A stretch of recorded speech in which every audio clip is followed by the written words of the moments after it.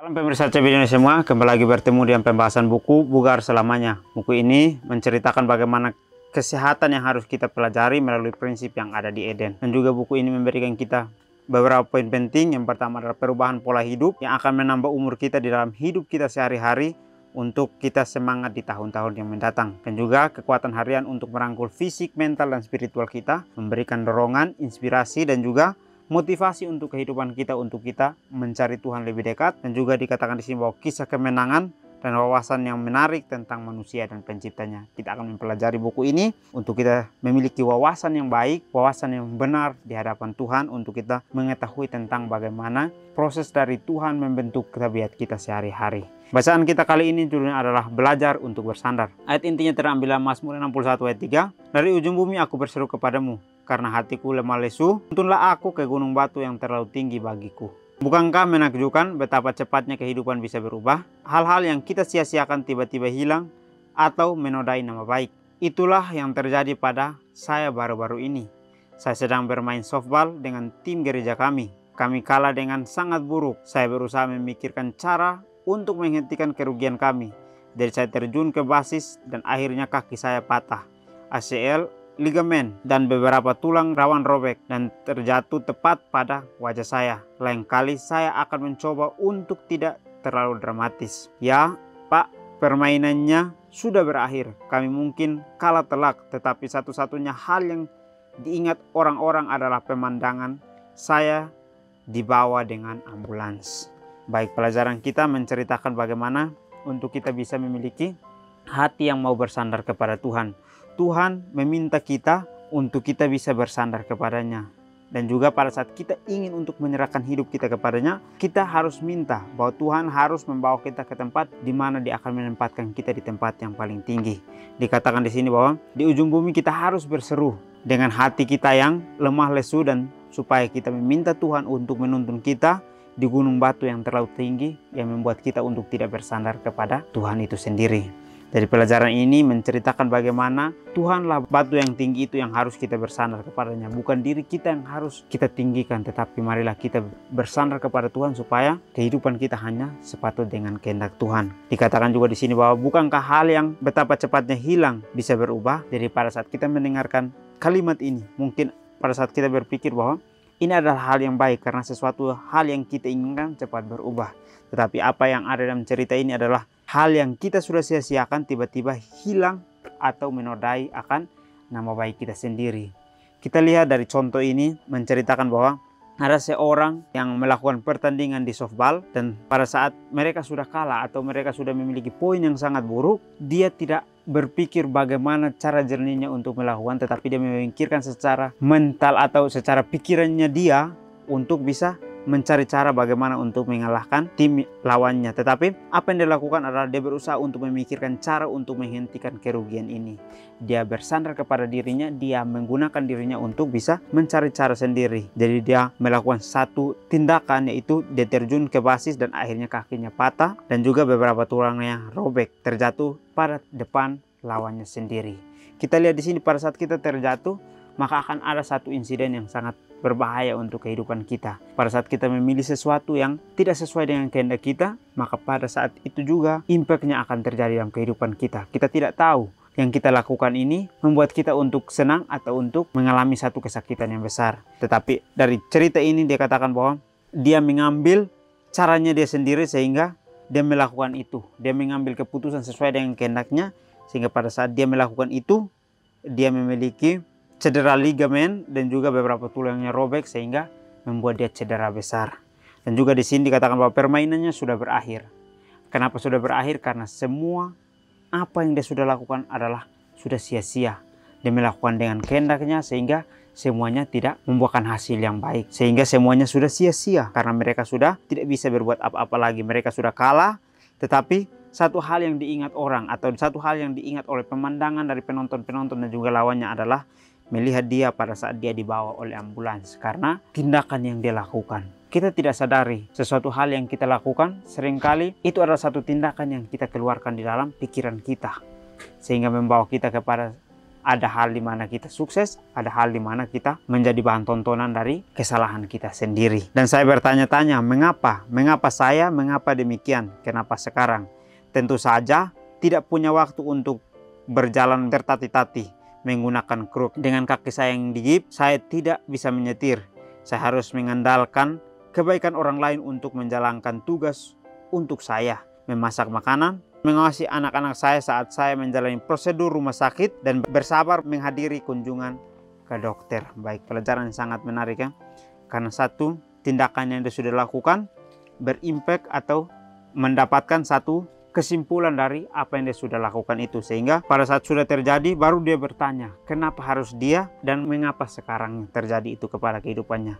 Dia tentu saja dia tidak ingin untuk hal ini terjadi, tetapi karena keputusan yang diambil membuat dia untuk mengalami satu kesalahan di dalam kehidupannya. Dan dia tidak menerima pada saat dia mengalami sesuatu itu. Tetapi pada saat dia sudah berjalan terus-menerus dengan berjalan tertati-tati, dia merasa bahwa dia harus memerlukan bantuan. Sehingga dia baru sadar bahwa bantuannya dia harus bisa meminta Tuhan untuk membantu dia juga. Dikatakan di sini bahwa dengan kaki yang digips, saya tidak bisa untuk menyetir. Pada saat kita mengalami hal yang sama, mungkin kita merasakan stres yang besar. Tetapi pada saat kita meminta Tuhan memberikan kita jalan keluar, maka kita akan bisa mendengarkan kalimat Tuhan pada saat kita sungguh-sungguh meminta kepada Tuhan. Sehingga saat itu pun dia mengandalkan kebaikan orang lain. Pada saat kita cedera di dalam hati kita tentang kebenaran, marilah kita meminta Tuhan untuk membawa kita, untuk menuntun kita, dan kita andalkan dia sebagai kebenaran yang harus menuntun terang ke dalam kehidupan kita masing-masing. Jadi pada saat kita sedang tidak menuruti prosedur yang Tuhan berikan, maka kita akan mengalami sesuatu yang sia-sia dalam kehidupan kita. Tetapi pada saat kita sudah mengalami itu, kita ingin rasanya untuk kembali. Tetapi kembalinya itu harus dengan penuh kesungguh-sungguhan di dalam kehidupan kita sehari-hari. Sulit untuk harus bersandar pada orang lain ketika Anda adalah orang yang mandiri dan sanggup mencukupi kebutuhan diri sendiri seperti saya. Dan mungkin itulah sebabnya hal ini terjadi. Saya belajar bahwa tidak apa-apa untuk lebih mengandalkan orang lain. Tidak apa-apa jika membutuhkan bantuan. Dan tidak apa-apa jika mereka mengecewakan Anda atau melupakan Anda ketika penyakit Anda berkepanjangan.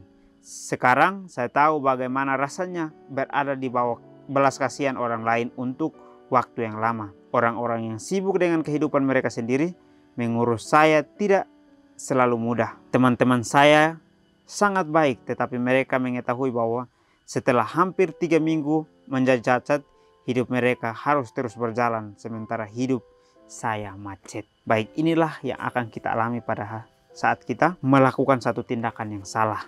Dikatakan di sini bahwa seringkali orang yang bersandar kepada dirinya sendiri adalah orang yang sangat mandiri, dan dia merasa bahwa kebutuhannya sudah cukup, dia tidak membutuhkan akan orang lain. Tapi apa yang kita pelajari di sini dikatakan bahwa Tuhan mau memberikan kita contoh dari pemain softball ini untuk kita merubah akan kehidupan kita. Kita adalah orang yang mandiri pada saat kita bekerja untuk menghasilkan sesuatu sendiri, tetapi kita harus membutuhkan sahabat atau kita membutuhkan sandaran untuk kita bisa menceritakan setiap keluh kesah kita, sehingga Tuhanlah yang harus kita datang dan bersandar kepada dia untuk membawa kita memiliki jalan keluar itu sendiri. Seringkali kita belajar bahwa tidak apa-apa kita tidak mengandalkan akan orang lain karena kita masih bisa untuk berjalan. Tetapi pada saat kita sudah mengalami kesakitan, baru kita merasa bahwa itu penting di dalam kehidupan kita sebagaimana yang orang ini alami. Pada saat dia masih sehat-sehat, dia merasa bahwa dia tidak membutuhkan orang lain.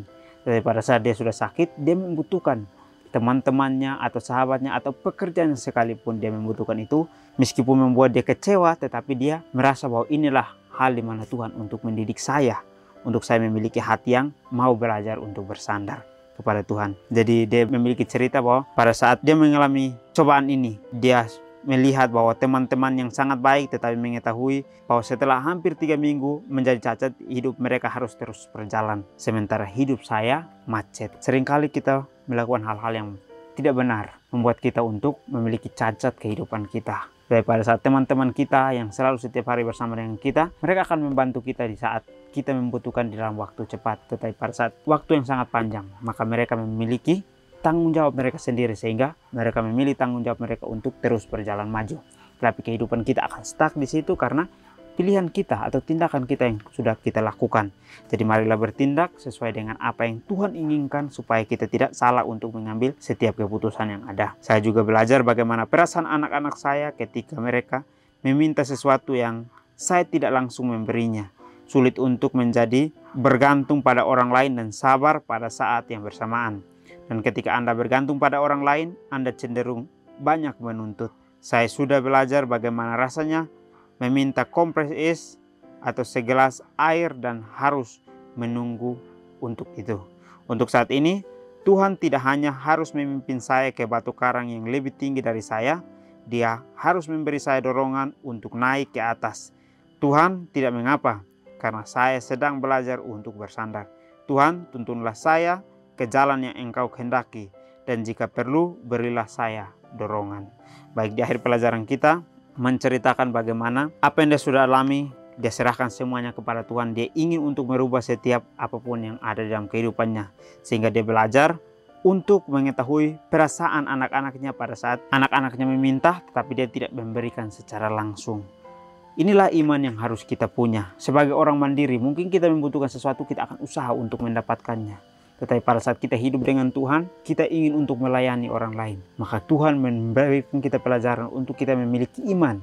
Sehingga pada saat kita mau untuk melakukan itu, kita memiliki iman sehingga kita menjalankan itu turut dengan kehendaknya. Jadi sulit untuk kita bergantung kepada orang lain. Atau sulit untuk kita bergantung kepada Tuhan pada saat kita masih memiliki keinginan kita. Karena kita merasa bahwa hidup kita adalah hampa dan kosong.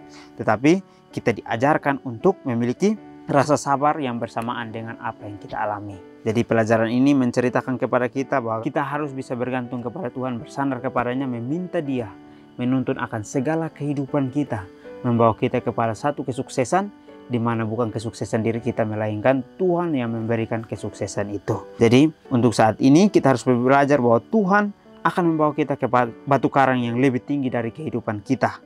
Dan juga bukan hanya membawa kita, tetapi Dia mendorong kita untuk naik ke atas, untuk kita bisa mencapai titik tujuan itu. Jadi marilah kita bersandar kepada Tuhan, ikutilah tuntunan yang sudah berikan. Maka itu akan menjadi satu kesuksesan di dalam kehidupan kita sehari-hari. Jadi buku ini memberikan kita pelajaran bahwa bergantung kepada Tuhan akan merubah akan pikiran kita, akan memberikan kita dorongan, motivasi, dan juga inspirasi untuk kita belajar bagaimana kita memiliki cinta terhadap Tuhan yang memberikan kita hidup ini. Jadi mungkin ini saja pelajaran yang dapat saya bahas. Kiranya kita bertemu lagi di pertemuan selanjutnya. Kiranya Tuhan Yesus memberkati kita semua.